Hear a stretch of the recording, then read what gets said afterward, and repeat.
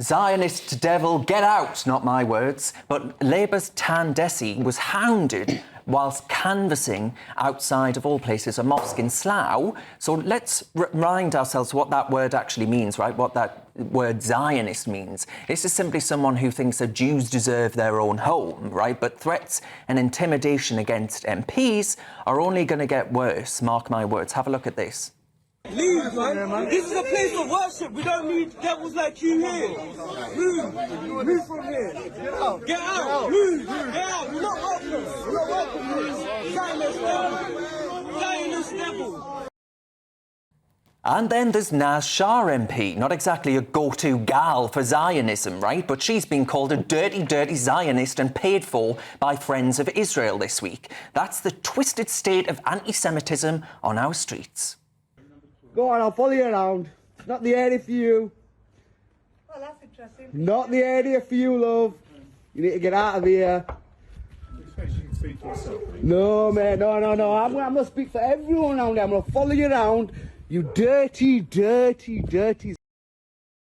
I mean, listen, I'm not their biggest fans, right? I'm not going to vote for them myself. But, you know, we're facing a real problem here. Religious sectarianism is crawling into British politics, and this election is its ugly debut. I think it's high time that politicians are honest with the public. Multiculturalism is failing, and we're seeing it after iPhone video after iPhone video. Time to call it out for what it is. Right, Benjamin, I mean, you must be upset to see this happening to Labour Party politicians. Well, to anybody, yeah. I mean, I have to say, Naz Shah, who you just showed there, has been through this many times before. So she previously was up against George Galloway for that constituency, who is the pinnacle of abuse on these issues. But also, before her time in politics, she was put into a forced marriage and forcefully sent to Pakistan, and her mother famously killed her father because the family was a victim of horrific abuse. So, you know, she, in the videos, you see her sort of laughing at this guy because she's been through a lot worse than some idiot hounding her when she's door knocking. Of course, then everyone online says, are you laughing at the people of Gaza, which is, you know, such an ugly way to interpret it. I don't know if it's religious sectarianism, though, because many of the people, I mean, not the Sikh man first, but Naz Shah, for example, is a Muslim. So it's not really a religious issue, but it's that they've taken what I would consider a slightly extreme view on the issue of Gaza. But I think we have a problem. Well, it's religious in the sense of they're using Zionist as being interchangeable for Jew, essentially, right? They're calling out Jews and people associated with them, are they not? I mean, they probably are, but those people were, I mean, many of them are Muslims that were involved, so I don't think, you know, obviously I wasn't anti-Semitic when it's aimed at a Muslim woman. But I think we have a problem with the way we think it's appropriate to speak to politicians. So tonight, Rosie Duffield, the Kent Labour candidate, she said that she won't do any hustings in the constituency because she fears abuse. And I think you're seeing lots of these examples, and there needs to be a reckoning that a democracy does not mean you can shout at people who put themselves forward for public office. But do you not think that you have stoked up that sentiment? Because actually Rosie Duffield, were she to appear on this show and speak about her views around sex and gender, you'd be telling her she's a bigot. Yeah, and that's my right, because that's a democratic act. Well, you just said we need to speak nicer to politicians. Because that's quite different to shouting at someone in the street or at hustings. And she'd be entitled to say the same back if she might think it.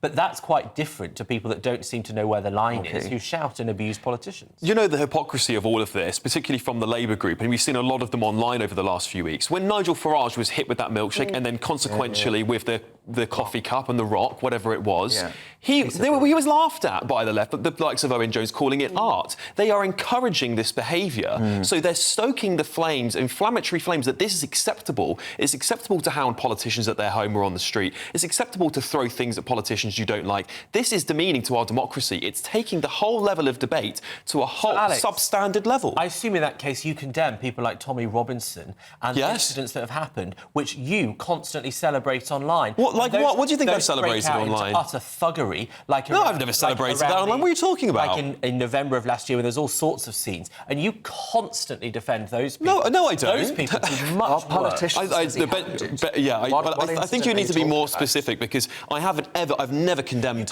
anyone who's... patriots. Well, some of those people were just out celebrating St George's Day. Not all of them were violent. Can't you? Those two things can Alex be true at the sees same both time. and likes it, I think. No, absolutely not. Tommy I mean, look, Robinson's I think not here it's to defend himself, right? Thank So God. he would argue that actually in November, what MPs did he harass and hound? No, I'm saying calling him them as a- dirty Zionists. They are political figures who inflame tensions, who constantly get into violence when they have their so-called gatherings. Well, they had a This gathering. behaviour is Early July, they had a there are gathering so many on the people streets. like Alex on the right who excuse that behaviour and then complain. Hang on, let me just defend myself because they had a mass gathering in July and there was no outbreak of violence. There was no outbreak of violence at all. And I think, look, to sit there and say that I defend people that are violent is completely a massive mischaracterisation of my politics. So I really take issue with that, Benjamin. And lastly, what I will say is this: is that there's plenty of people in this country who are fed up with two-tier policing, fed up with the failed multicultural state that we're trying to force onto people, that want to go out and protest. And there's always going to be people who are violent. Yes, and we should call those people out, and I always will. Just before you comment, I just want to show this picture of Ahmed Yaqub, who is standing in Birmingham Ladywood, and the MP, which Benjamin Butterworth is going to remind me of, is called, she's in the Shadow Cabinet. No. Shadow Cabinet. It'll come to me. Yes, that's it. Well done, Albie. And this man is standing against her, Ahmed Yaqub, and he did stand for West Midlands Mayor. And on his leaflet, of course, and advertisements, it said, "Lend Gaza your vote." And I just wonder, Albie, if you think this is a sure sign of that, what I call religious sectarianism entering British politics. Why is it religious sectarianism? Because the guy is a Muslim and is pro-Gaza. Well, that's religious sectarianism. And they're calling people dirty Zionists on the streets. But that wasn't the same person. You are kind of conflating lots of different issues in order to kind of come up with this straw man of religious sectarianism. When people have asked me this question about whether or not people being political about their opinions on Israel and Gaza is religious sectarianism, you only seem to call it religious sectarianism when it's the Muslim side organising and doing things, and not that's my issue with it. And if you're going to make that argument, if you're going to make that argument, then would you also say that the opposite side is religious sectarianism? There's always been people that disagree about the issue of Israel and Palestine in this country, and why only now are you calling it religious sectarianism? It's just people... Because I think when you look at the sort of things that are happening on the streets, you're seeing a lot of anti-Semitism. I'm not seeing a lot of Islamophobia coming from the other side, the Israeli side. Islamophobia increase as well as anti-Semitism. Not to the same degree, but it has happened. Where is there a voting bloc called, like, for example, the Christian vote?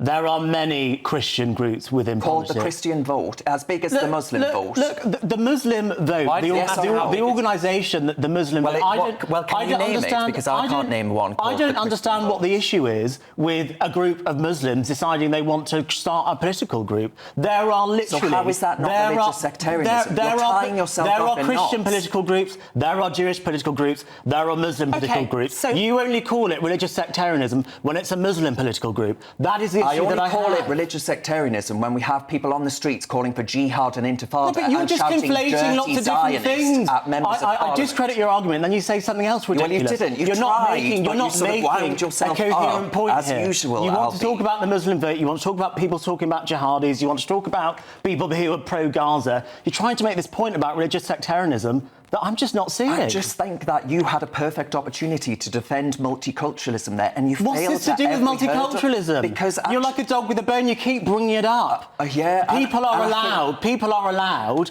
to be pro-Palestine, and people are allowed to be pro-Israel without people like you saying multiculturalism has failed. I don't say multiculturalism has failed because people are pro-Israel or pro-Gaza or because I disagree with them. You just come up with the same old argument regurgitated. It's been a massive success story, every time. Everyone at home will agree with you, no doubt. It's been an overwhelming success story. Suella Braverman is wrong. Suella Braverman is wrong. Is right. Yes. Yeah. Couldn't have put it better myself.